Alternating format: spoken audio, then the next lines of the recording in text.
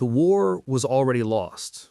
Few dared to speak it aloud, but in the corridors beneath Berlin, in the choking air of the Führer bunker, everyone felt it, the tremor of an empire collapsing under its own weight.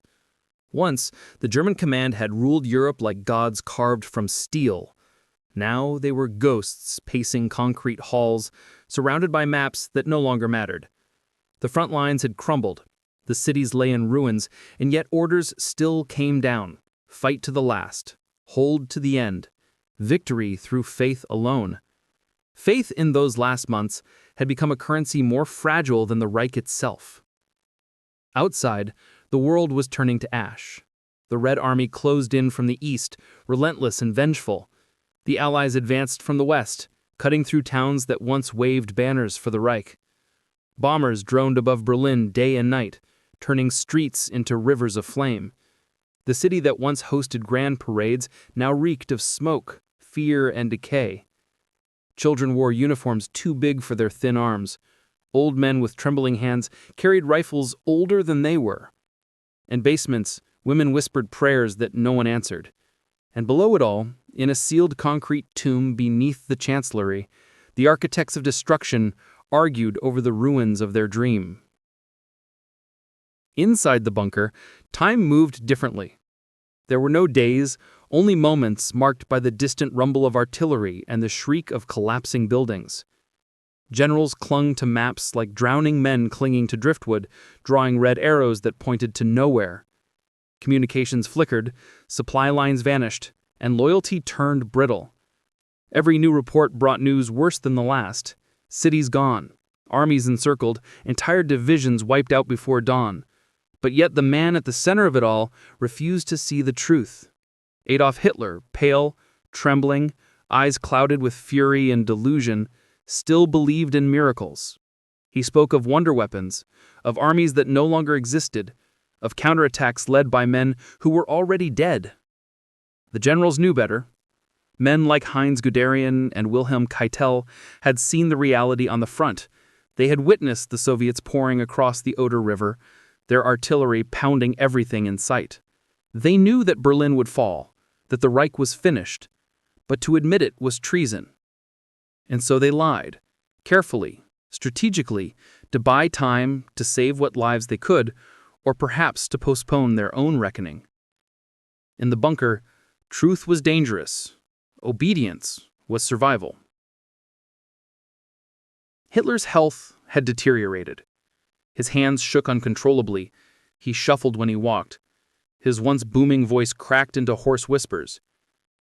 Yet even in his weakness, he demanded total loyalty. He berated his generals for cowardice, accused them of betrayal, and dismissed every suggestion of retreat as defeatism. His world had shrunk to a map table lit by a single bulb, a labyrinth of delusions drawn in pencil. Outside that circle of light, reality was collapsing. On April nights, the air inside the bunker felt heavy, like the world itself was suffocating. Officers whispered of surrender, of escape, of survival. Some had hidden cyanide capsules in their pockets. Others wrote final letters to their families, never knowing if they would reach them.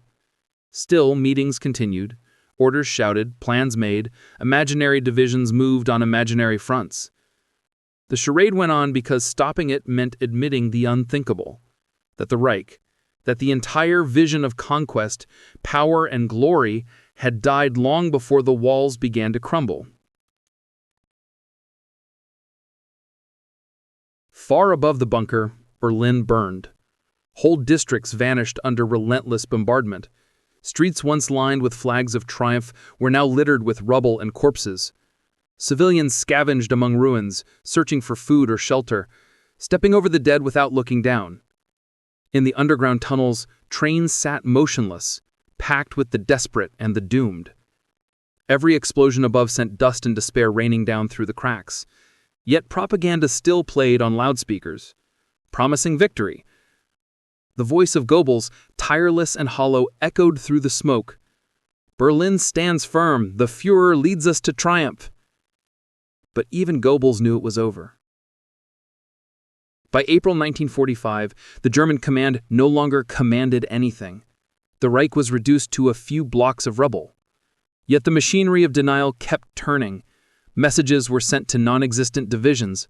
Maps were redrawn, as if the outcome could still be changed by pencil lines. The end was not a single moment. It was a slow collapse, a suffocation of hope under the weight of delusion. Above ground, Soviet tanks rolled through Berlin's shattered avenues. The red flag rose over government buildings.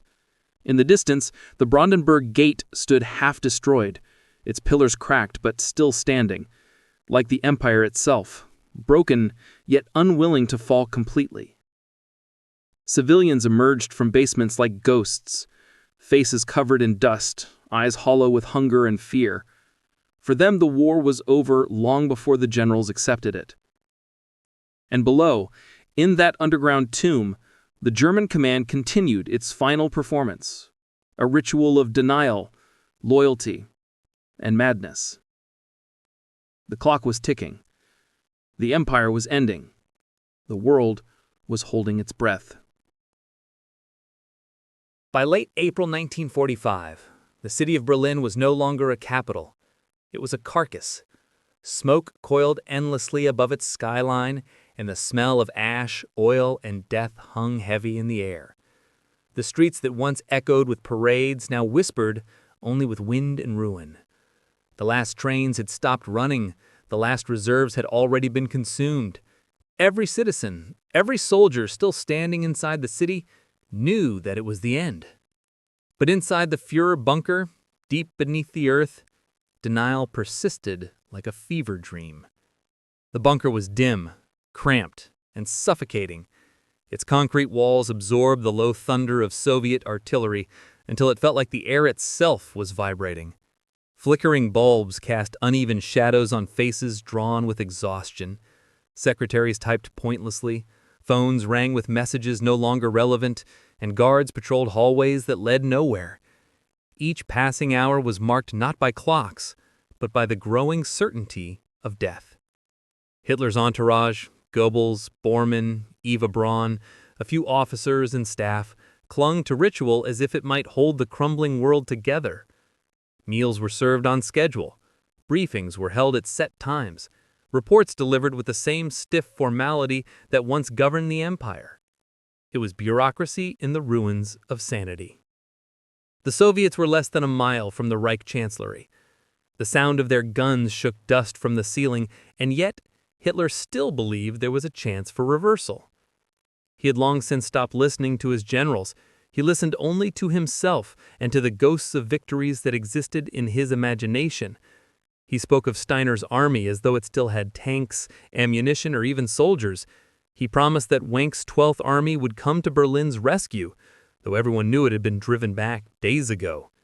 His eyes darted around the map like a man possessed, searching for salvation in red and blue lines that no longer represented anything real. Outside the bunker, a few blocks away, the once mighty Reichstag stood like a skeleton of stone and smoke. Soviet troops advanced street by street, house by house, fighting for every floor, every room. The resistance was fanatical. Hitler Youth with Panzerfaust, SS men who refused to surrender even when out of ammunition, civilians dragged into the fight with pistols and grenades. The air was filled with dust and screams and the constant crack of machine gun fire. The Red Army's artillery flattened whole districts to crush the last of the resistance. Berlin had become a battlefield of ghosts, where the living and the dead shared the same streets. In those final days, the chain of command disintegrated completely. Orders from the bunker arrived too late or contradicted themselves. Radio connections broke down. Many officers simply acted on instinct, trying to save whoever they could. Others surrendered quietly, tearing insignia from their uniforms before the Soviets arrived. But inside the bunker, the illusion of authority continued. Reports were still written, briefings still held, even though they described armies that no longer existed. It was theater performed for an audience that refused to leave the stage. Joseph Goebbels remained at Hitler's side to the end. Once the master of propaganda, the voice that had hypnotized a nation, he was now a gaunt, haunted man, His speeches had long since stopped inspiring anyone. Yet even as the walls closed in, he still spoke of destiny, of faith, of final victory through sacrifice. His wife Magda shared that fatal devotion. Together, they made the most terrible decision of all. They brought their 6 children into the bunker, blonde-haired, bright-eyed, dressed neatly even as the world burned above them. They told them stories, played music, tried to keep them unaware of the end that was coming. But there was no hiding forever in the tomb of the Reich. On April 29th, word reached the bunker that Benito Mussolini had been captured and executed in Italy. His body hung upside down in a public square. When Hitler heard, something inside him finally broke. The vision of his own fate appeared before him with chilling clarity. He refused to be humiliated, refused to face trial, refused to let his enemies decide his end. That night, he dictated his political and personal testaments. Secretaries typed as bombs shook the walls, their fingers trembling. He named his successors, cursed his generals, blamed the Jews, the British, the Americans, everyone but himself. He still called for loyalty, even as the Reich disintegrated into dust. Eva Braun, the woman who had lived in his shadow for years, smiled faintly as she signed her name beside his. She had chosen her path long ago. She had danced and dined while others starved, smiled through years of war, and now she would die beside the man she called her husband. The next day, April 30th, they were married in a brief ceremony in the bunker. Champagne was poured and those present forced smiles. Outside, Soviet shells shook the ground. The music that played was hollow, fragile, a last echo of an empire dying in its own heartbeat. That afternoon, Hitler called his staff together for the final time. He shook hands, thanked a few in quiet tones, and retreated to his private room with Eva. They were alone for less than half an hour. Then came the muffled sound of a gunshot. Guards hesitated, then entered. The dictator who had promised a 1,000-year Reich lay slumped on a sofa with a pistol in his hand, a dark stain spreading on the carpet. Beside her, Eva lay motionless, her face calm, the faint smell of cyanide still in the air. The illusion was over. The empire that had devoured millions of lives had ended not with a grand finale, but in silence, in a concrete tomb lit by a single bulb. News spread quickly through the bunker. Some wept. Others stared blankly, as if their minds could not process what had happened. Goebbels refused to flee. He declared that the Führer's greatness only proved his greatness, that it was time to follow his example. Outside, Soviet troops were less than 200 meters away. The last SS guards prepared to defend the Chancellery Gardens, but it was a hopeless gesture. There were no reinforcements left, no miracles coming. Berlin was gone. That night, the Goebbels children were put to bed for the last time. Magda sat beside them, stroking their hair, whispering lullabies drowned by the sound of distant artillery. She told them they would soon be with the Führer, in a better world. She crushed cyanide capsules in their mouths while they slept. When it was done, she and Joseph walked into the garden. They held each other for a long moment, then took their own lives. Flame soon followed, consuming what remained of the Nazi hierarchy. Above ground, the Soviets stormed the Chancellery. By May 2nd, the red flag was raised over the Reichstag. The war in Europe was finished. But beneath the ruins, in the maze of tunnels and shattered corridors, the consequences of years of blind obedience still lingered. Officers emerged from hiding with white flags made from bedsheets. Some shot themselves rather than face capture. The survivors were marched out, dazed, their uniforms torn, their pride gone. The German command, once the most disciplined machine on earth, had imploded into chaos. In the following days, the city became a graveyard of history. Burned tanks lined the avenues. The Spear River was choked with debris and bodies. Soviet soldiers wandered through the rubble, eyes wide with disbelief at the scale of destruction. Civilians crawled out of basements, blinking against daylight they hadn't seen in weeks. Children searched for food among the ruins. No one cheered. Victory felt hollow even to the victors. The war had consumed everything: cities, nations, humanity itself. Deep in the bunker, charred remains were discovered where Hitler and Eva Braun had fallen. Their bodies were barely recognizable, burned almost beyond identification. Yet even in death, myths began to grow. Whispers spread that he had escaped, that he would return, that the Führer lived. But for those who had seen the truth, there was only emptiness. The man who had demanded absolute loyalty had left nothing, no empire, no glory, no future, but ashes and silence. For the generals who survived, the reckoning was swift. Many were captured, interrogated, tried. The Allied forces uncovered documents, testimonies, photographs, proof of atrocity so vast that language itself seemed inadequate. The myth of honor, discipline, and obedience was stripped bare, revealed as the engine of a nightmare.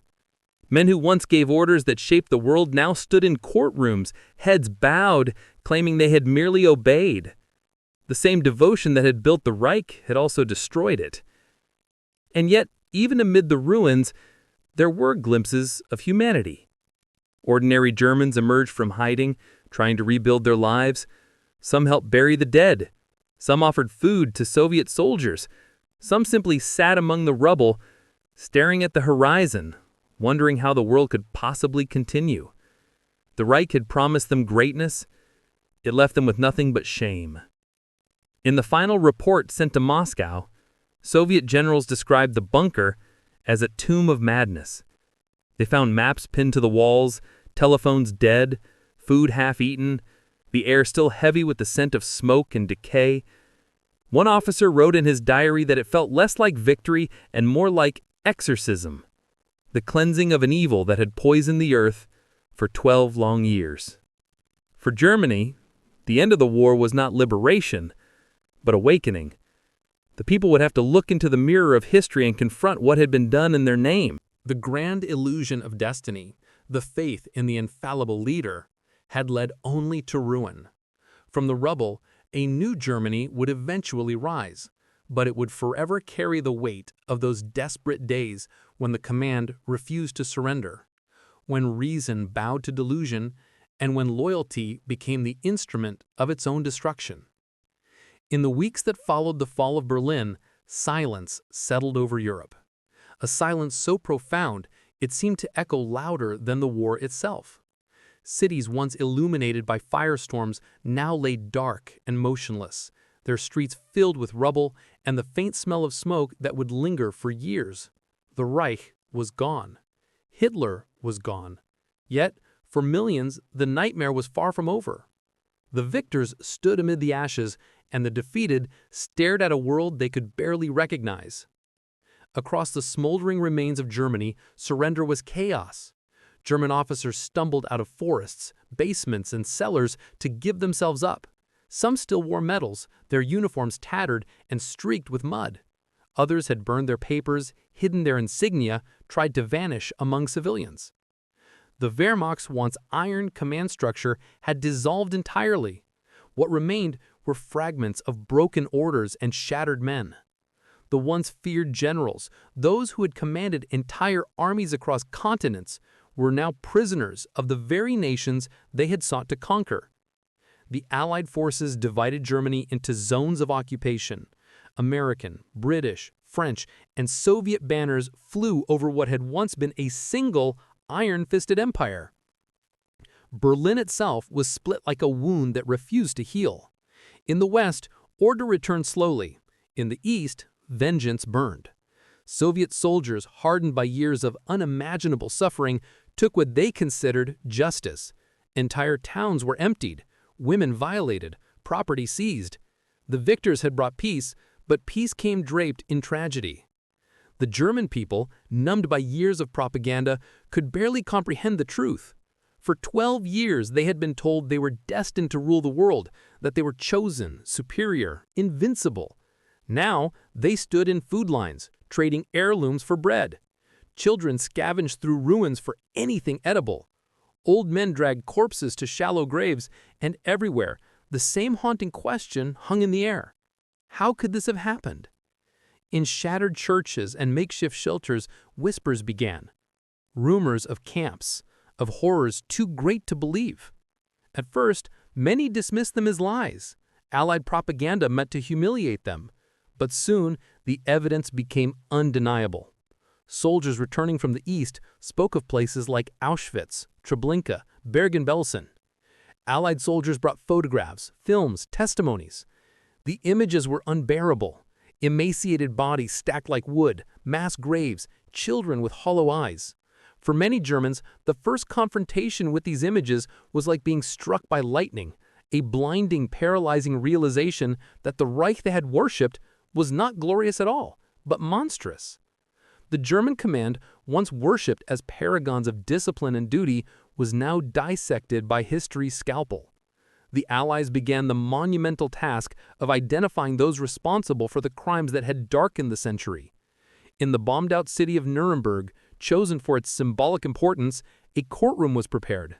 There, beneath banners of the four victorious nations, the surviving architects of the Reich would face judgment. The marble pillars still bore scars from Allied bombs, and yet the setting was deliberate. Justice rising from the ruins. When the trials began in late 1945, the world watched. The defendants entered one by one, their faces pale and emotionless. Hermann Göring, once Hitler's flamboyant second-in-command, sat in the front row, still carrying a trace of arrogance. Beside him, Wilhelm Keitel, the field marshal who had signed every order with mechanical precision. Joachim von Ribbentrop, the diplomat of deceit.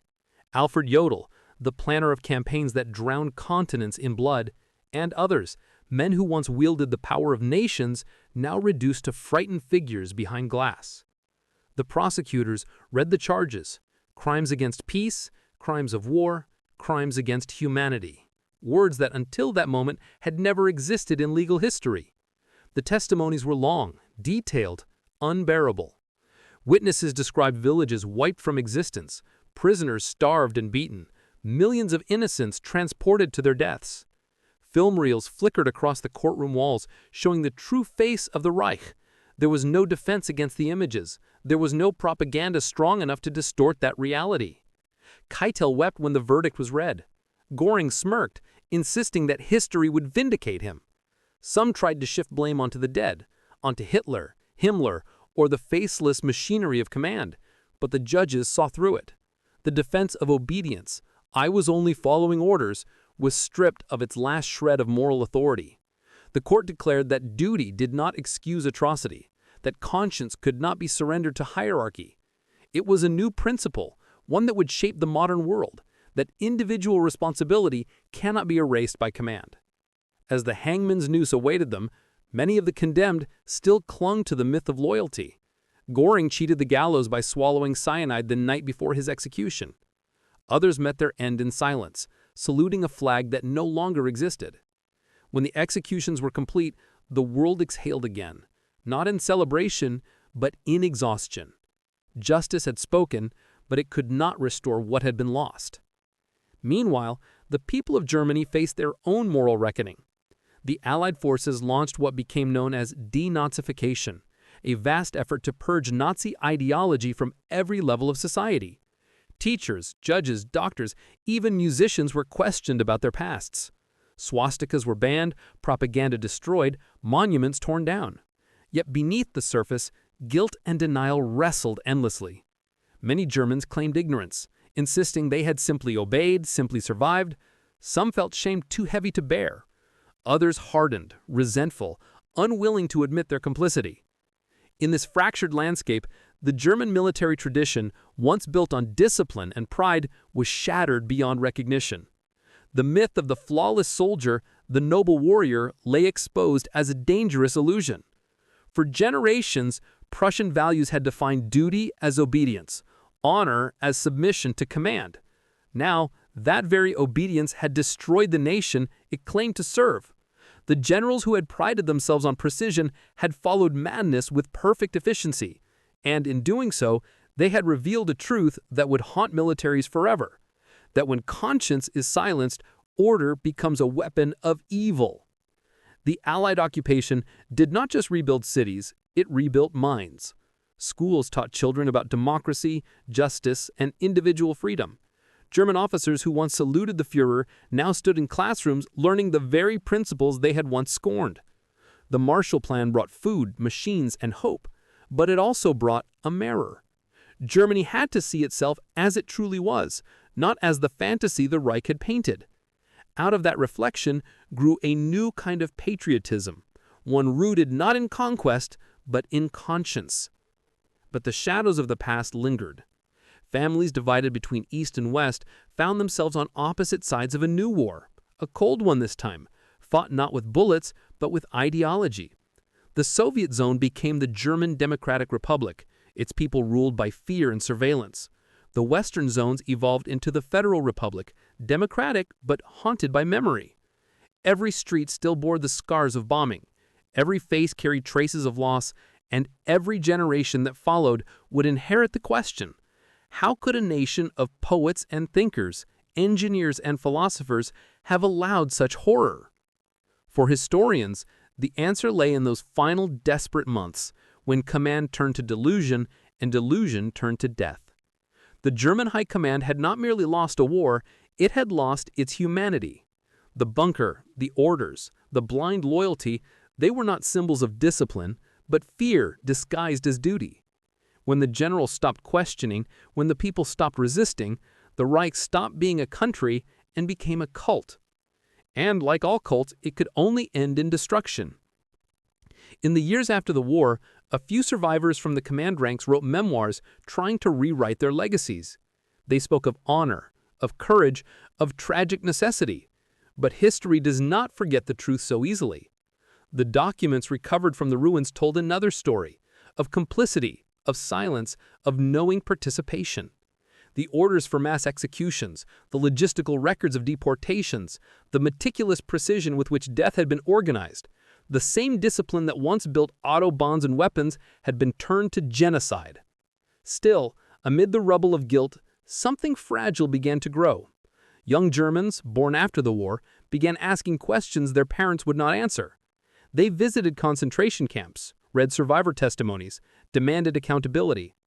Artists and filmmakers began to tell the stories that the older generation had buried. It was painful, but necessary. Only by facing the truth could Germany begin to heal. And so, the same nation that had once tried to erase truth became one of the strongest defenders of it. The lesson of 1945 became the foundation of its future. For the world, the fall of the Reich was more than the end of a war. It was the beginning of a warning. It showed how quickly civilization can decay when obedience replaces morality, when propaganda replaces truth, and when fear becomes loyalty. It proved that evil does not appear as chaos, but often wears the face of order and discipline. The German command had believed it was serving history, destiny, and duty. In the end, it served only death. Today, when visitors walk through the remains of the Führer bunker in Berlin, they find nothing but a quiet parking lot. No monuments, no plaques of glory, just ordinary ground where people park their cars without realizing the weight of what lies beneath. The world chose not to immortalize that place because it represents not triumph, but the ultimate collapse of human reason. The real memorials are elsewhere. In the museums, the graves, the silent barracks turned to memorials of warning. The men who once commanded armies from polished map rooms ended their lives in cells or coffins. The empire that promised eternity lasted 12 years. The Reich that demanded worship was erased within months. Yet its echo still lingers, not as power, but as lesson.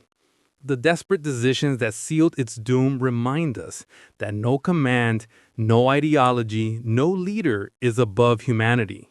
The price of forgetting that truth is always paid in blood. And so, as the last survivors of that era fade into memory, one truth remains. The downfall of the German command was not just the defeat of a nation, but the moral collapse of obedience without conscience. History does not judge by victories or speeches, but by humanity. The generals lost their armies, the dictator lost his empire, but the world gained a truth that must never be forgotten. That real strength is not in domination, but in the courage to say no when the world demands silence.